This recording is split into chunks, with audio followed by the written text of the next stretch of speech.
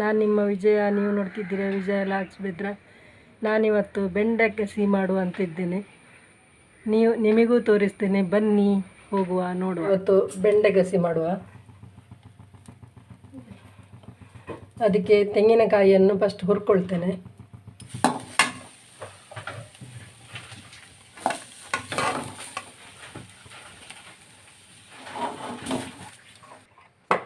ಈಗ ಸ್ವಲ್ಪ ಎಣ್ಣೆ ಹಾಕ್ಕೊಳ್ಳೋಣ. ಸ್ವಲ್ಪ ಸಾಕು ಮೆಣಸು ಹುರಿಲಿಕ್ಕೆ.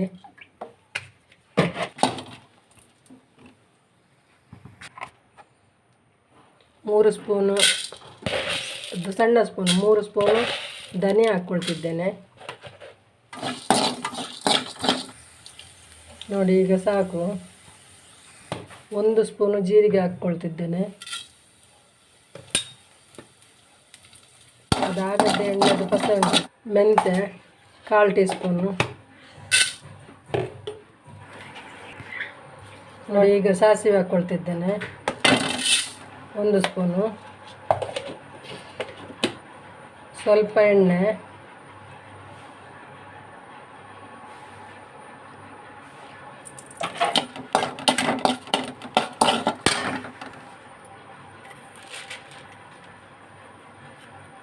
ನೋಡಿ 4 ಒಳ್ಳೆ ಮೆಣಸು ಹಾಕ್ಕೊಳ್ತಿದ್ದೇನೆ.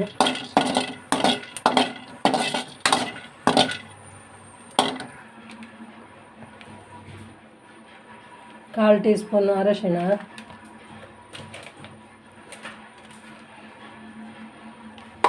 4 ಎಸಳು ಬೆಳ್ಳುಳ್ಳಿ,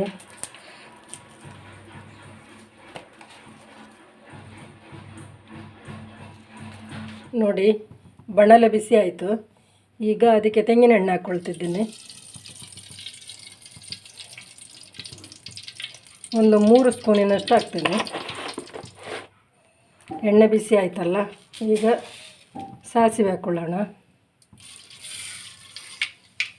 1 ಸ್ಪೂನು ಸಾಸಿವೆ, ಜಜ್ಜಿದ ಬೆಳ್ಳುಳ್ಳಿ 4 ರಿಂದ 5 ಎಸಳು,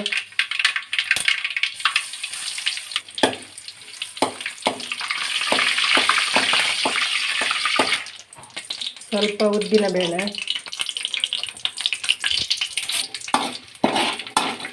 ನಾವು ಯಾವಾಗಲೂ ಒಗ್ಗರಣೆ ಇಟ್ಟರೆ ಫಸ್ಟಿಗೆ ಟೊಮೆಟೊ ಎಲ್ಲ ಹಾಕ್ತೀವಿ. ಆದರೆ ಇವತ್ತು ಬೆಂಡೆ ಪದಾರ್ಥ ಮಾಡೋದ್ರಿಂದ ಫಸ್ಟಿಗೆ ಟೊಮೆಟೊ ಹಾಕೋದು ಬೇಡ. ಈಗ ಕರಿಬೇವು ಹಾಕ್ಕೊಳ್ತೀನಿ, ಕರಿಬೇವು,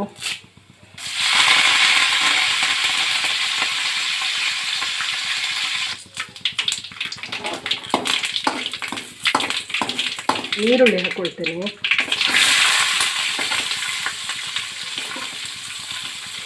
ಎರಡು ಈರುಳ್ಳಿನ ಕಟ್ ಮಾಡಿ ಇಟ್ಕೊಂಡಿದ್ದೀನಿ, ಸಣ್ಣಕ್ಕಲ್ಲ, ಸ್ವಲ್ಪ ದೊಡ್ಡದು.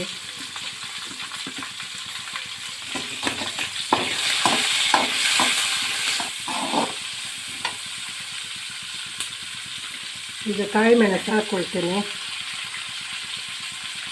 4 ಕಾಯಿ ಮೆಣಸು. ಅದು ಖಾರ ಎಲ್ಲ ಚೆನ್ನಾಗಿ ಬಿಡೋದ್ರಿಂದ ಅದು ಕೂಡ ಕಟ್ಟಿ ತಿನ್ನಲಿಕ್ಕಾಗುತ್ತೆ. ಈಗ ಬೆಂಡೆ ಹಾಕ್ಕೊಳ್ತೇನೆ, ತೊಳೆದು ಕಟ್ ಮಾಡ್ಕೊಂಡಂಥ ಬೆಂಡೆ ಹಾಕ್ಕೊಳ್ತೇನೆ.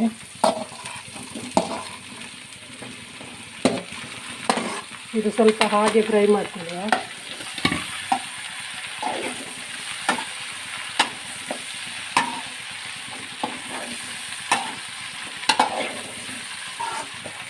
ಈಗ ನೋಡಿ ಇಷ್ಟು ಬಾಡಿದೆಲ್ಲ. ಈಗ ನಾವು ಟೊಮೆಟೊ ಹಾಕೊಳ್ಳೋಣ.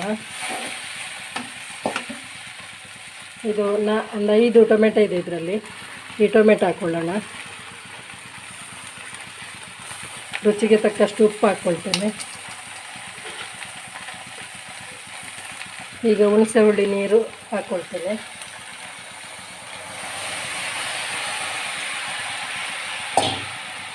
ಈಗ ಚೆನ್ನಾಗಿ ಮಚ್ಚಿ ಬಾಯಿಟ್ಟು ಮುಚ್ಚಳ ಇಟ್ಟು ಮುಚ್ಚಿ ಬೇಯಿಸುವ.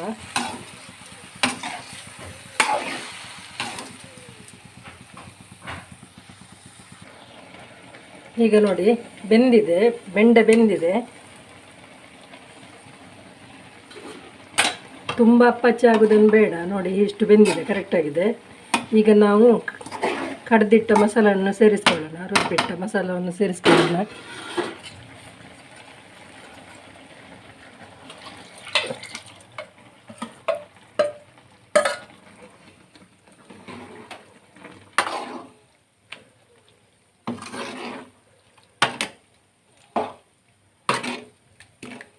ಇದು ಗಸಿ ಸಾರಲ್ಲ, ಹಾಗಾಗಿ ತುಂಬ ನೀರೇನು ಬೇಡ, ಇನ್ನೊಂದು ಸ್ವಲ್ಪ ಸೇರಿಸುವ ನೀರು.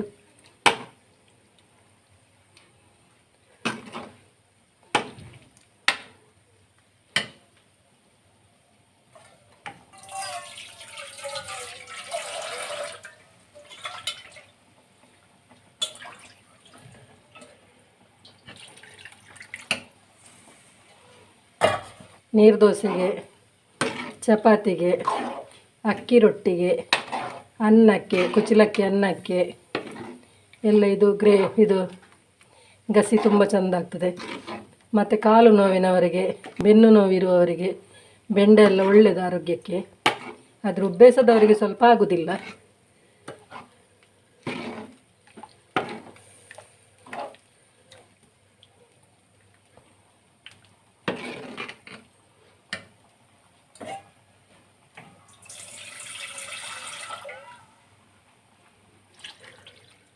ಈಗ ಸಾಕು, ಅದು ಕುದೀಲಿ.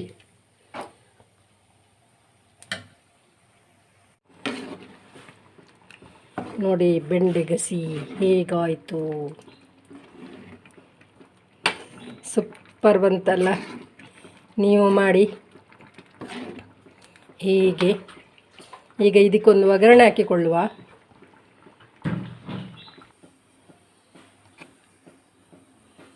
ಈಗ ಇದಕ್ಕೆ ಕೊತ್ತಂಬರಿ ಸೊಪ್ಪು ಹಾಕುವ.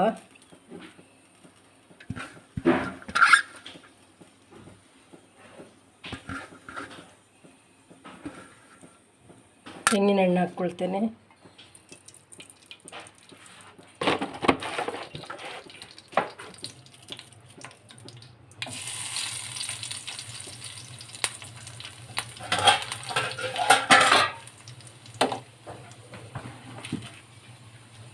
ಒಂದು ಒಣಮೆಣಸು,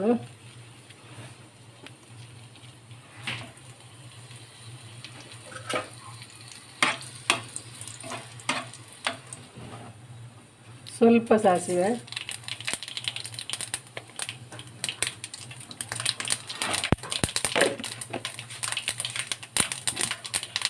ಕಾಲು ಟೀ ಸ್ಪೂನ್, ಈಗ ಹಾಫ್ ಮಾಡ್ತೀನಿ.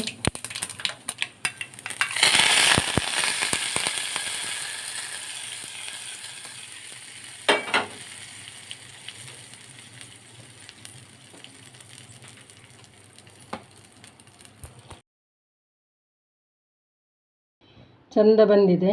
ಆದರೆ ನೀವು ಹೀಗೆ ಮಾಡಿ ಟೇಸ್ಟ್ ನೋಡಿ. ಅಂದರೆ ಇದರಲ್ಲಿ ನೋಳಿ ಅಂಶ ಎಂತ ಬರೋದಿಲ್ಲ ನೋಡಿ, ಕರೆಕ್ಟಾಗಿ ಬರ್ತದೆ. ನಾವು ಹಾಗೆ ಮಾಡಿದ್ರಿಂದ ಕರೆಕ್ಟಾಗಿ ಬರ್ತದೆ, ತಿನ್ನಲಿಕ್ಕೂ ಚೆನ್ನಾಗಿರುತ್ತೆ. ಮಾಡಿ ನೋಡಿ, ಕಮೆಂಟ್ ಮಾಡಿ, ಲೈಕ್ ಕೊಡಿ.